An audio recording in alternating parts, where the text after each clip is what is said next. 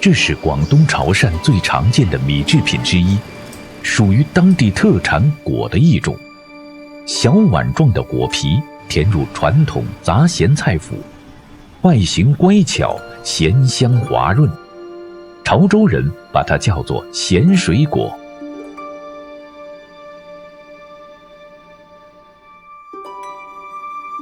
开小吃店是辛苦活，陈妙店和丈夫的一天是从凌晨4点开始的，10年如一日。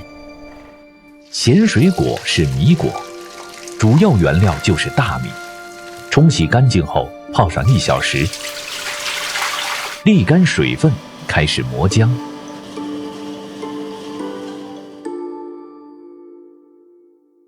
潮州人好茶，连制果的工具都与茶具相关。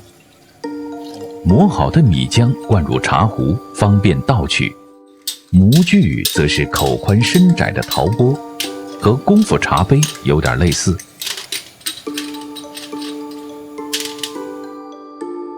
米浆倒8分满，上锅蒸6、7分钟。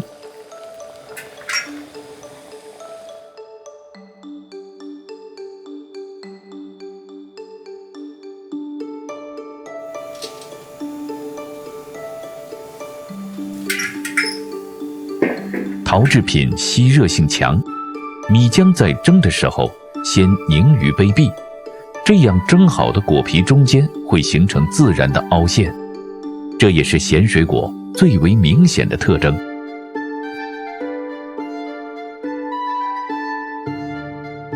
放凉后脱模，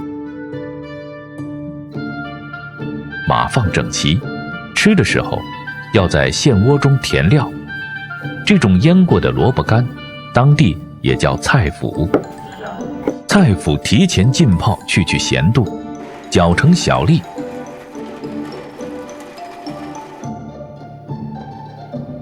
冷锅冷水下菜脯和油，这种水油同炒的方法可以避免粘锅。菜脯的香味在热力的激发下很快就会释放出来，越来越浓。一直炒到有油花溅起，再下蒜蓉，翻炒至水分差不多收干就可以了。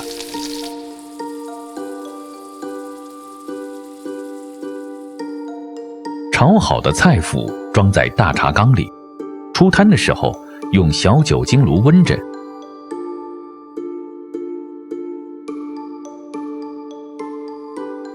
果皮入盒，菜脯入果，一口下去，冷热交替，既有果皮的滑糯，又可以嚼到菜脯的脆爽。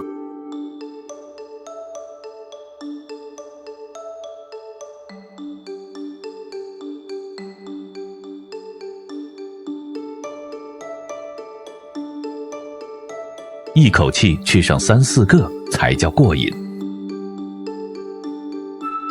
陈庙店家的咸水果摊从婆婆一代做起，已开了35年。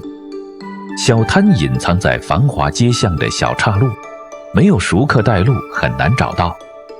咸水果1元钱4只，这价格十分真诚，一如这100年流传的好味道。简单质朴，童叟无欺。